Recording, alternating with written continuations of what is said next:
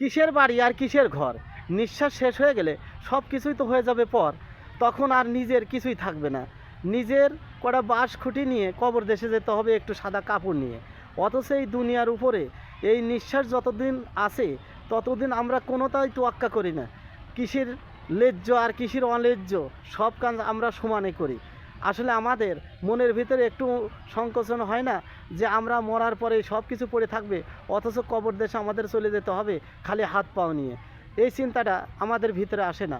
আমরা সবসময় যেন মনে করতে পারি, আল্লাহ যেন আমাদের সেই মনে করায় দেয়, আমরা এই দেশে যতদিন থাকব, নিঃশ্বাস যতদিন থাকবে ততদিন যেন আমরা ভালো কাজ করতে পারি, ভালো মানুষের পরামর্শ দিতে পারি, ভালো মানুষের সাহায্য সহযোগিতা করতে পারি।